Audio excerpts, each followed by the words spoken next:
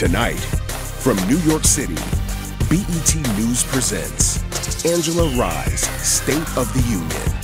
Here now, your host, Angela Rye.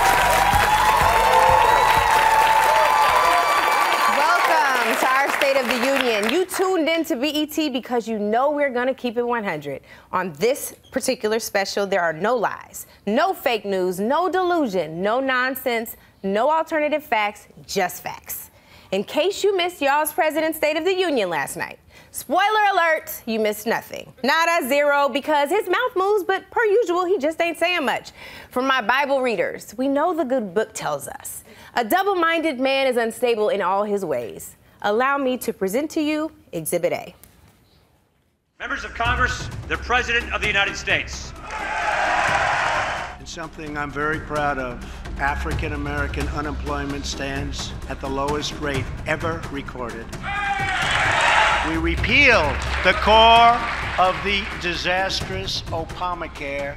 The individual mandate is now gone, gone, gone. For decades, open borders have allowed drugs and gangs to pour into our most vulnerable communities. I am extending an open hand to work with members of both parties to protect our citizens of every background, color, religion, and creed. Americans are dreamers too. We proudly stand for the national anthem.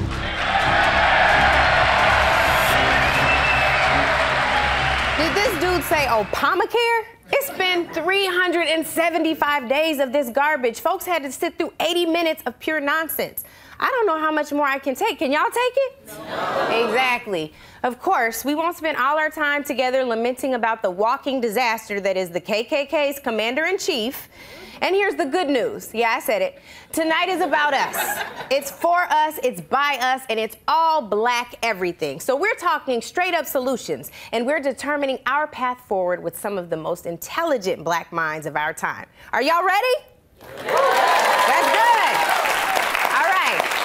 But what you're not ready for is this very special treat. The shade I throw, the clapbacks I clap, the shutdowns I shut are all learned behavior. I have a tough question asking, shade throwing, bold and brilliant, hardworking, badass mentor who is a real leader, a real organizer, and a true servant of the people. She joins our special tonight to deliver a rebuttal that will seal the lips on that shithole Donald Trump calls him out. Here's to do it. I said that too. Here's to do it like no one else can. It's the nation's Congresswoman, Queen Maxine. Hello, I'm Maxine Waters, a member of Congress serving California's 43rd Congressional District and the ranking member of the House Committee on Financial Services. Yesterday, Donald Trump had the audacity to call upon people to set aside differences when in reality, he has divided Americans in ways no other modern president has done. We must look at his State of the Union address in the context of all of the ways he defined himself during his campaign and throughout his first year as president. Donald Trump defined himself in his response to the Unite the Right rally in Charlottesville when he defended white supremacists and the KKK, even after a young woman protesting against racism was killed by a white supremacist. After Trump defended white supremacists, targeted Muslims with his travel ban, described Mexicans as rapists, and mocked people with disabilities, it's impossible to believe him when he tries to declare that he wants to bring the country together.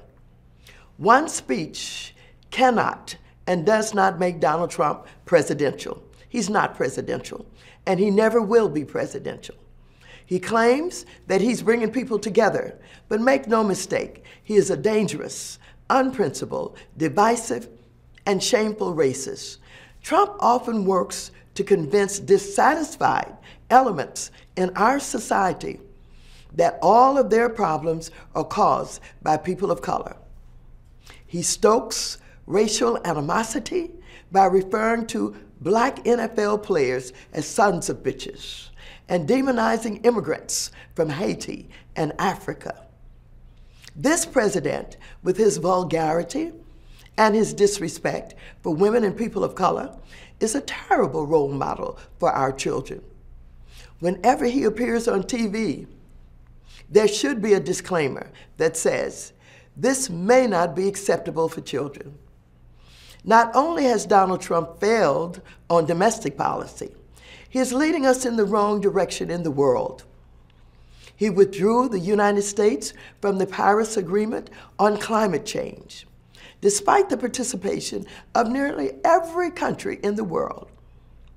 He routinely insults our Democratic allies while showing admiration for dictator Vladimir Putin, despite the fact that Russia interfered with our election and undermined our democracy.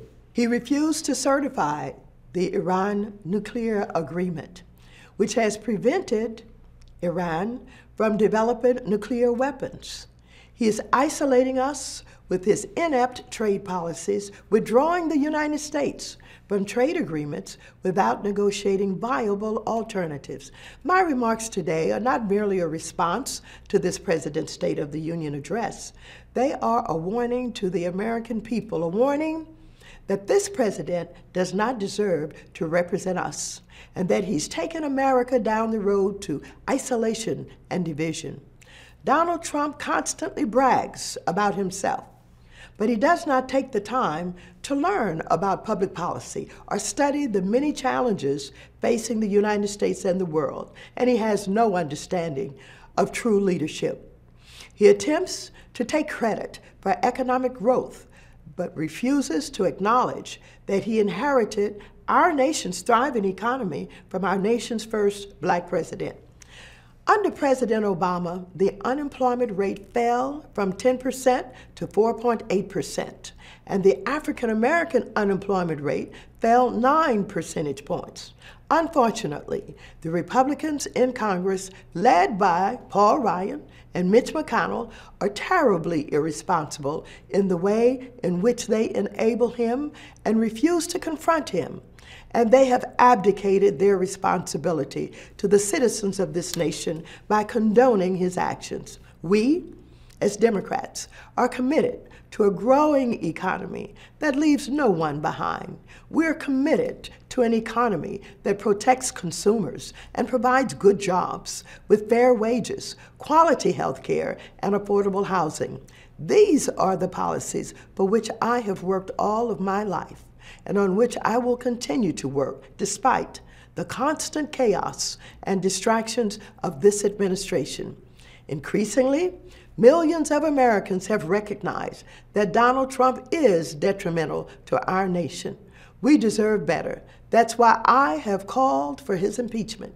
Some believe it's too early. I disagree. The time is now. We must organize, challenge, and resist. Not now, but right now. Congresswoman Waters, per usual, you the real MVP. Let's go ahead and get started with this brilliant panel. Joining us now are real great change makers. Opal Tometi is not only a co-founder of Black Lives Matter, she's also executive director of the Black Alliance for Just Immigration. Melvin Carter is the recently elected and first Black mayor of St. Paul, Minnesota. And Stacey Abrams is a former Georgia State representative, and she's also running for governor. Thank you all for joining us tonight. I got to start with a Jay-Z kind of question. Here's the question. Donald Trump's State of the Union was supposed to be unifying and bipartisan. Do you believe him, or does he need more people? He definitely needs more people. I was like, I got this. Yeah. He definitely needs more people. I mean, to say it's going to be a bipartisan, unifying message and then come out and say we need to punish opioid dealers, despite the fact that 80% of people who get opioid addictions started off with prescription use in the first place, to tell dreamers essentially that all lives matter, you know, and to just come out with such a divisive goal. It seemed his goal was to just drive wedges everywhere he could. He needs more people. I see you shaking your head. Absolutely. I mean, what we heard from the president's remarks last night was that he had an immigration framework that essentially was to make America white again. Yeah. Right? And America has never been only white, right? We have indigenous people, we have black folks, people who were kidnapped and enslaved on this land. But what we were seeing from the president himself was this racist agenda, and he's utilizing the immigration system in order to advance that. We can't have it. Absolutely. Stacey, how about you? Absolutely, he needs more people. I mean, the reality is this is a hardened racist who has been consistent for the last 40 years in his divisiveness and his disregard for the humanity of the people he's been elected to serve.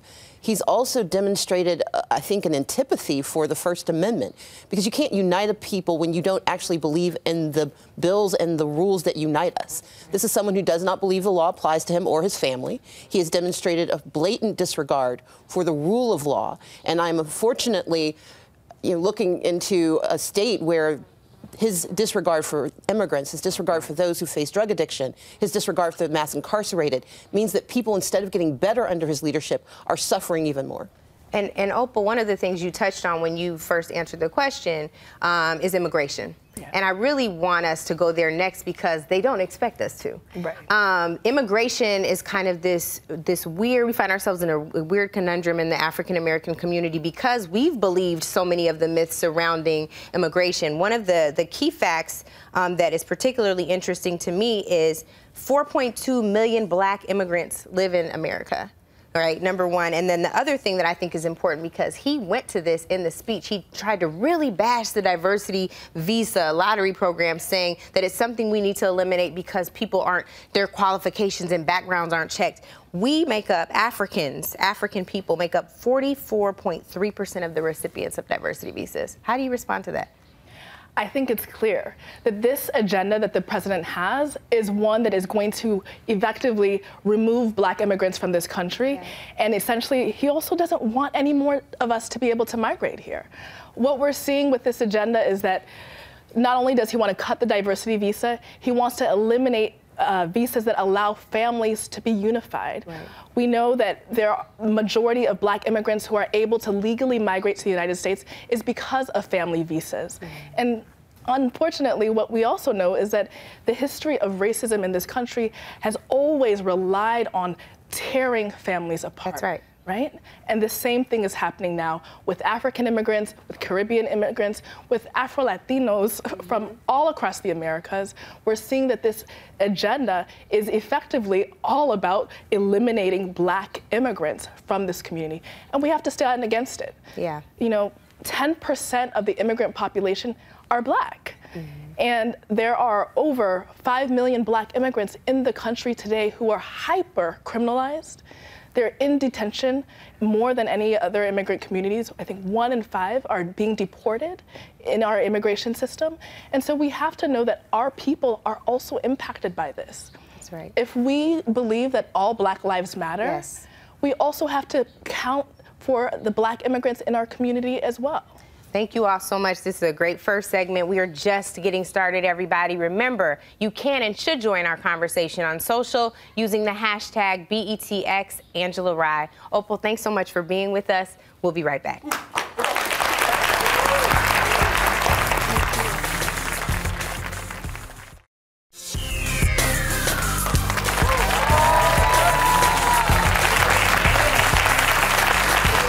Welcome back. This is my State of the Union special. We are now joined by David Johns, who served in the Obama administration and is currently the executive director of the National Black Justice Coalition and wants to talk while I'm talking, per usual. And we also have Mayor Carter and Stacey Abrams, who are still with us. David, we welcome you to the panel. Thank you, Twin. Good yes, to be here. I see you are all Carmexed up like Joseph Kennedy was last evening. I came down here Anyway, love you. Let me jump right into lies, fairy tales, and fallacies. Anyway, Stacey, Yes. one of the things that has been immensely troubling to me is Trump has this stronghold of support.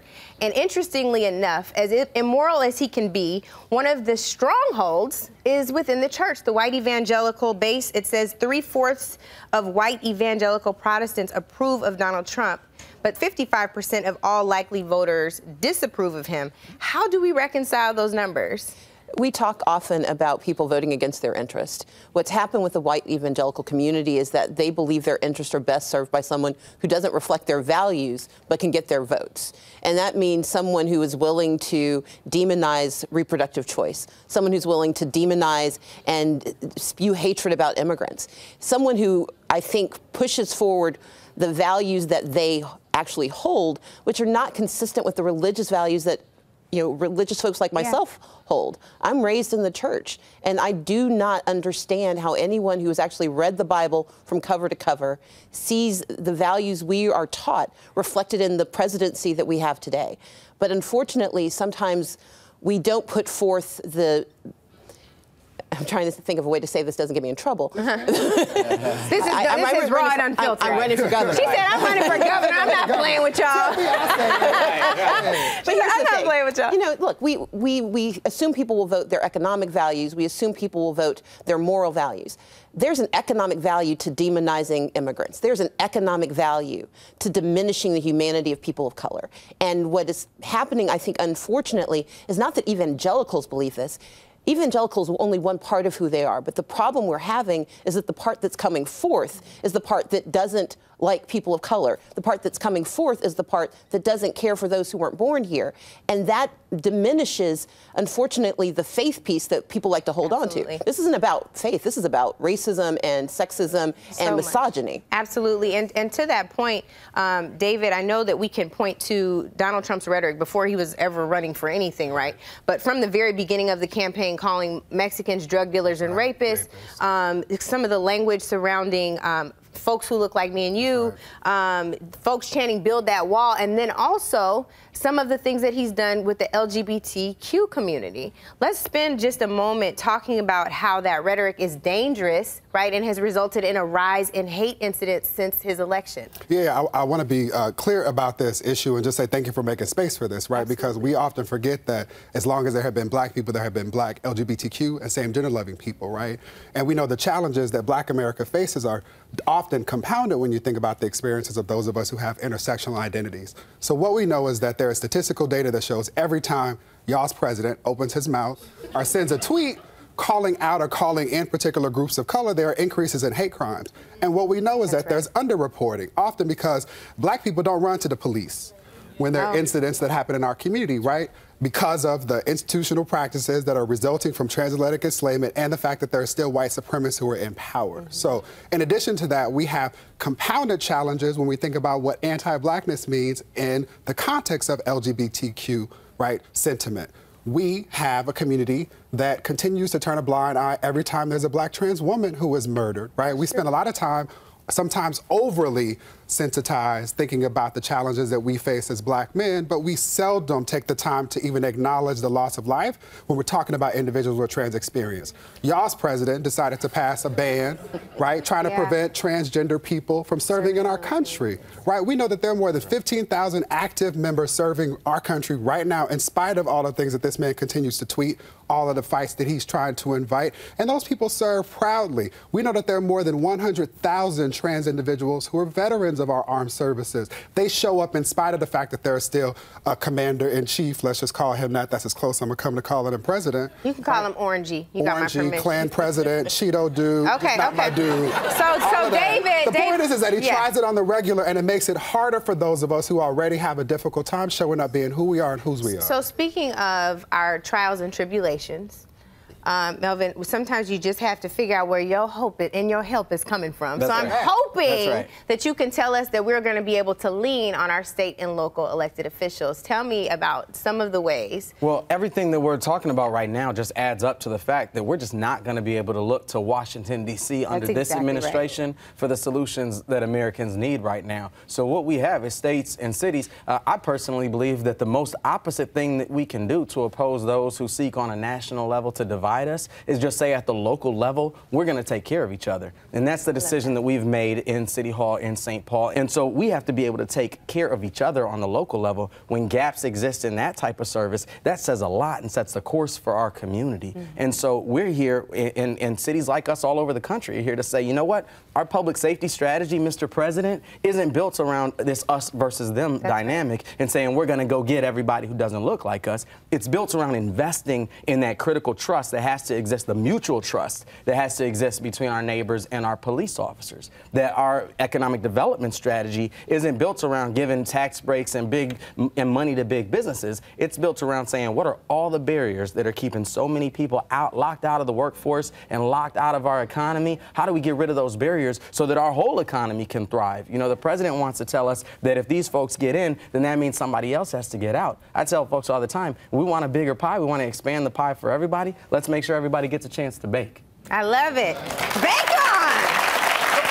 Bake on. Can I say, though, all of that true, good brother, but at the same time, we can't neglect the responsibility of holding those who've been elected federally accountable, right? No, that's right. So what we can do is stand with members of the Congressional Black Caucus who, in spite of the ignorance that they face every single day, walk up and down those halls of Congress, working on behalf of our community, right? We also have to hold accountable y'all's president and all of the people he appointed who are not equipped to do their job. He is not my president. I don't care what you say, right? But I'm saying, I'm pushing this because all politics are local, but it is also important for those of us who know what it means to come from the communities that have conspired for us to be successful, to be in the halls of Congress. I spent 6 years as the only black man on the health committee doing that. I'm going to spend this 1 second to have to wrap you up, but you're going to have to stay for the extra because I see you in a preaching mood. But while David is preaching on this break, we have to take another one. David and Mayor Melvin Carter, thank you so much for joining us. We really appreciate you being with us. Up next, we're going to talk about power. Our power, Black power. Stay with us.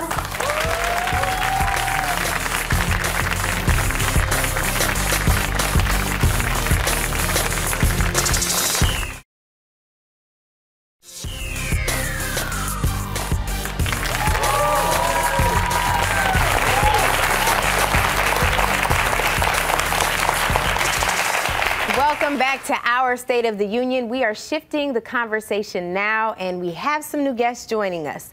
The founder of Collective PAC, Stephanie Brown James, and my sister friend, I say all the time, Rashad Robinson, who's the executive director of Color of Change, and Stacey Abrams is still with us. Thank you all so much for being here.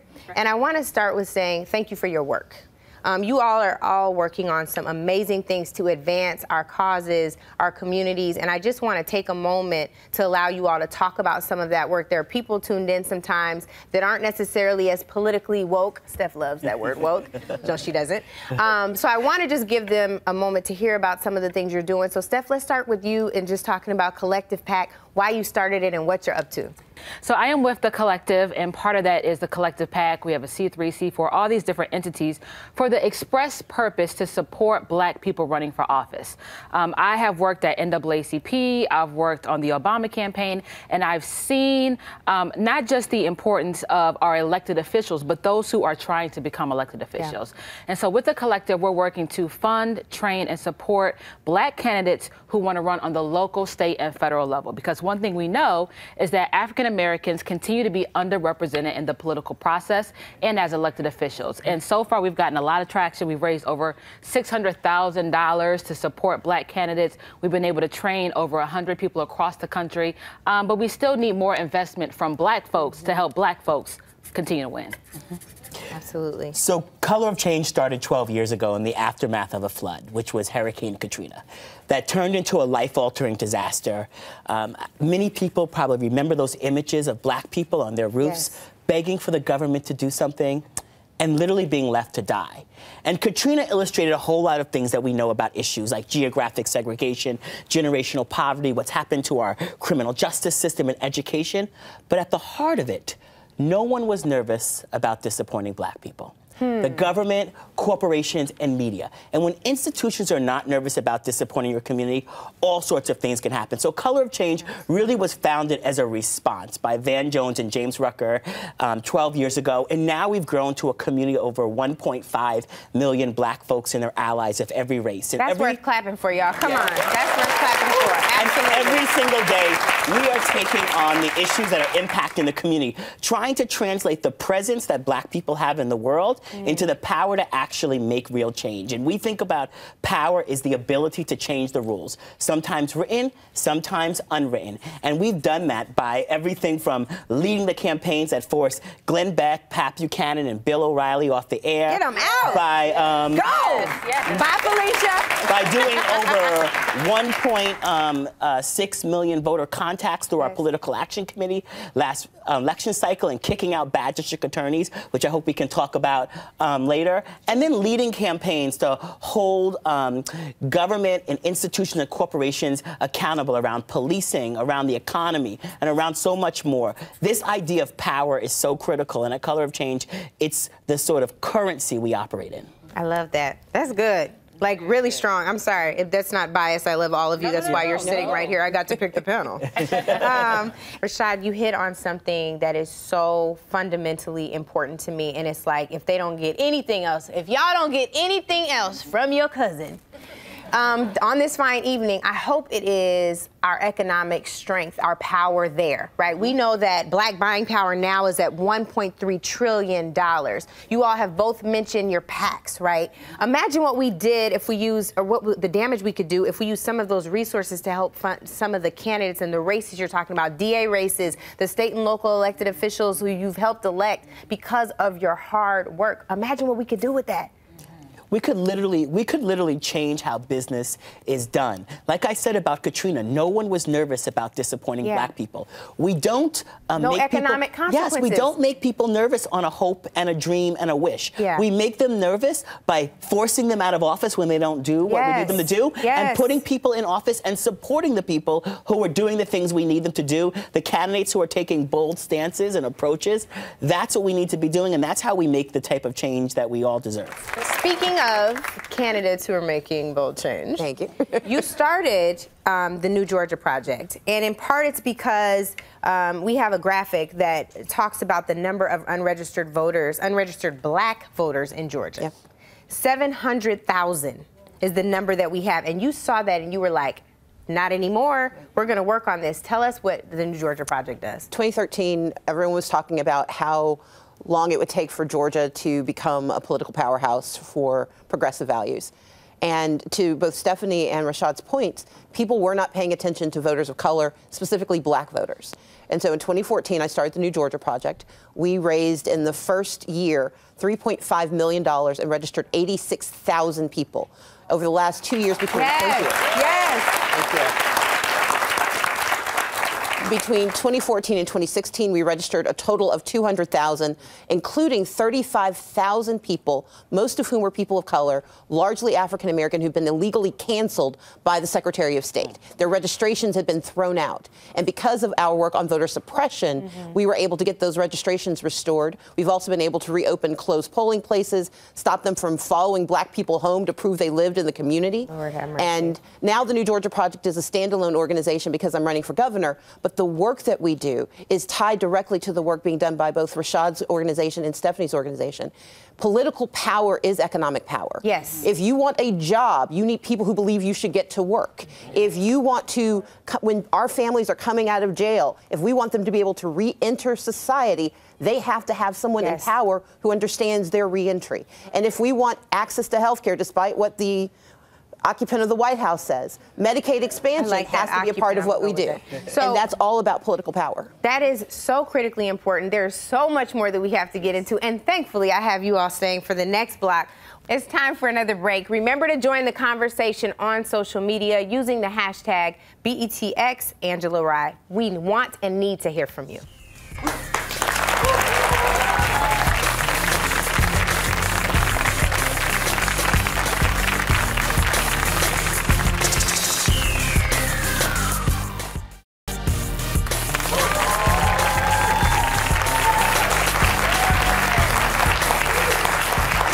Welcome back. We are continuing our oh-so-necessary discussion about black political power with our guests, Stephanie Brown James, Rashad Robinson, and Stacey Abrams. So, we know that last night, y'all's president, took credit for black unemployment rates going down. Someone forgot to tell him that economic indicators all lag, and we just need to be saying hashtag thanks, Obama. So that was just a little shade. I just had to get that in because we couldn't do a special and not say that. But speaking of money, yes. Stephanie Brown James, Democrats have had this little challenge with investing in candidates of color, particularly candidates of color when they run statewide. Yeah. Stacey can't answer this. But I just want to know what we can do to hold their feet to the fire, because as far as I'm concerned, I'm progressive. I'm too progressive to ever even check for a Republican. But I want to make sure they get this right, even if that means we have a little black party. So what do we do, Stephanie Brown James? Tell us how to... Well, it's funny because in the last segment, we talked about the economic power of black people and that we need to, use our money to support. No. We have to. In order for us to get to the future and the country that we want to see as black folks, we have to make it a reality. Because be clear, white supremacists like the Koch brothers are working very hard to make sure that the America they want to see is well funded. They're putting over $400 million into the elections this year, which ironically happens to be the exact number that we need financially to support 343 black candidates, which would equate to what we need to have equal political representation in this country. Right. And this is not a Republican issue or this is an American democracy issue. And the Democratic Party especially needs to get on board to understand that, look, 40% of your vote share comes from people of color. Absolutely. And right now, 82% of those who are elected on the Democrat side are white. Hello, those numbers don't equal up. So it's on us to put our feet to the fire with the Democrats, but also recognize that, look, America doesn't necessarily want to see more people of color in elected office, especially black folks, because that means that we have to be beholden to the issues that are important to us and actually have to be accountable to the people that support us. Accountability, y'all, right? Accountability. Yes. So, Stacey, before we went to break, you talked about voter suppression, and you just brought up the Koch brothers. So speaking of the Koch brothers, this is something that I regularly am throwing out there along with the Black Party thing, which I'm very serious about. I feel like we need a Black Party like they created the Tea Party. We can make it more black like they made them more right-wing, but I digress. When you think about voter suppression, the first thing that comes to mind for me is the voter ID legislation that was a template bill that was made and created in the American Legislative Exchange Council. That's known as ALEC. That's the same entity that was responsible for the Stand Your Ground law George Zimmerman relied on to get off for killing Trayvon Martin. Where is our ALEC for good? We know where the ALEC is for bad, thanks to the Koch brothers. Where's our ALEC for good? There's an organization called SIX. It's the state exchange, and it's legislative exchange. The problem is that for us? But here's the thing. It doesn't matter where the ideas are if you don't have anyone in office to put them in place. Well, that's the challenge. We know what to do. We've known what to do for years, just reverse engineer what we've seen Republicans do for decades. The problem is if you haven't elected people who reflect your values and understand your experiences, you can't get it done. And especially electing people in local government and at the state level. Melvin Carter is an amazing new mayor. Yes. I'm running to be governor because I understand that the power to decide the future of the state of Georgia rests with the governor's office. And so it doesn't matter how many pieces of legislation ALEC puts forward if you have a governor who can veto every single one. And as Color of Change spent a lot of years taking out ALEC. We forced over 100 corporations to divest from ALEC after it was exposed they were behind the Stand Your Ground laws, after it became national news in the death of Trayvon Martin, the murder of Trayvon Martin. And what we learned was not just from looking at ALEC, but how strategic the right wing is.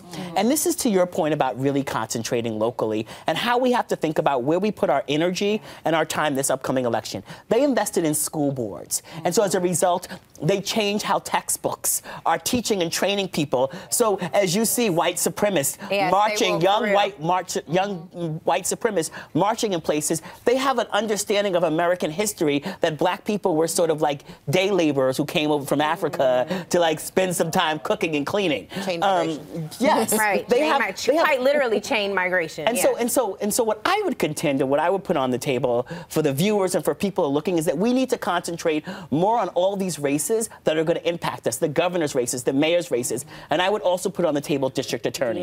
Yes. District attorneys are the most powerful actors in the criminal justice space. And so when people are concentrating on Jeff Sessions or the president around criminal justice, Right now, there are 2,400 district attorneys around the country. About 75% of them run opposed. Roughly 85% of district attorneys in this country are white. They are executive level power. They make decisions every day about who gets a second chance, who's seen with humanity, how drugs are treated, how money bail is treated.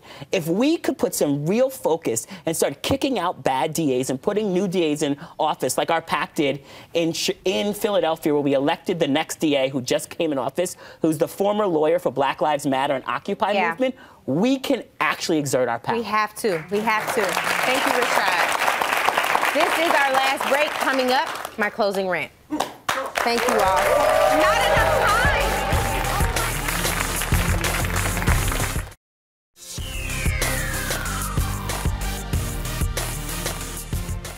Welcome to all of you deplorables. Yes, he deserved it. The next time we see him, we might have to kill him. Congratulations, Mr. President. Huge nationwide protests erupted on President Donald Trump's second weekend in office. Mr. President, are you a racist? No, I'm not a racist. I never thought in my lifetime I would live to see this. I'm proud to be white. They can have their rallies, so can we. A black man, DeAndre Harris, needed 8 staples in his skull. We condemn this egregious display of hatred, bigotry, and violence on many sides. On many sides. White nationalism and our ideals has moved into the mainstream. I'm overjoyed to see Donald Trump and most Americans embrace most of the issues that I've championed for years. Back to wherever the you come from, lady. Just because you come from another country, it don't make you nobody. Prey on welfare. White lives matter! White lives matter! White lives matter! Stop shaking your head again. It's our land, we're here to stay. We're not going to be displaced that damn easily. Go back where you speak Spanish if you don't want to speak English. Okay? I'm racist, right? Jerseys marked with racial slurs, such as Negro and Coon. Get that son of a bitch off the field right now. Out. He's fired.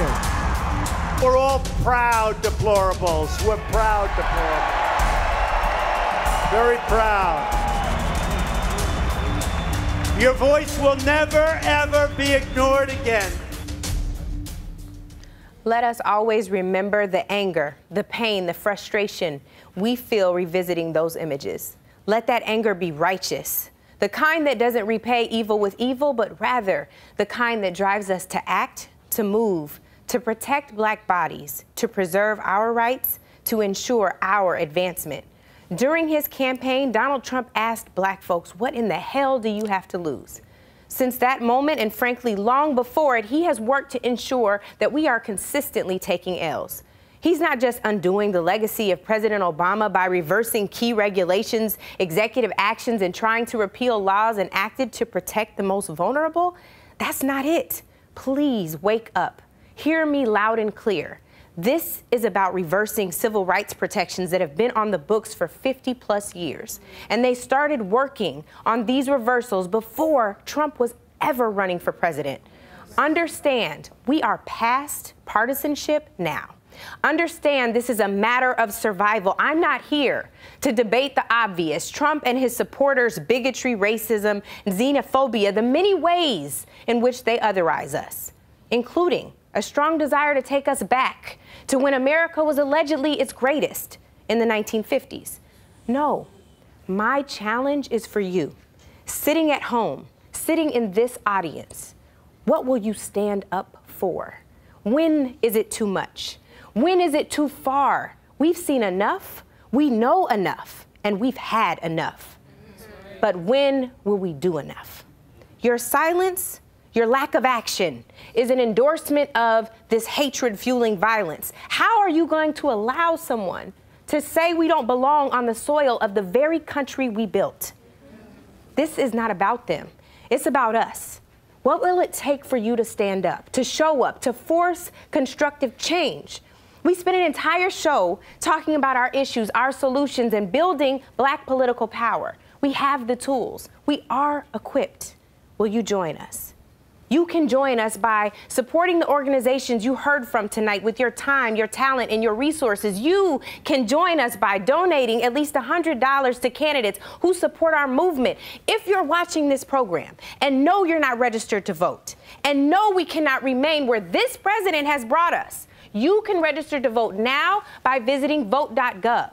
Then you can make sure to vote in the midterm elections on November 6th, 2018. We must mobilize in our communities to ensure our present reality doesn't become our permanent future. It's time to not just stay woke, but to work woke. The power is in our hands. All power to the people.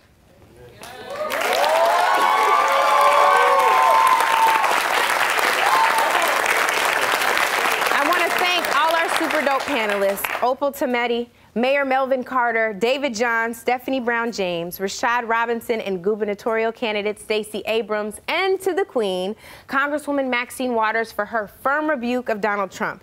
My thanks to our amazing audience and to all of you watching at home. We are not done. We're going to keep the conversation going. Meet me on Facebook Live at facebook.com/BET for the after show where I'll be answering your questions. Good night.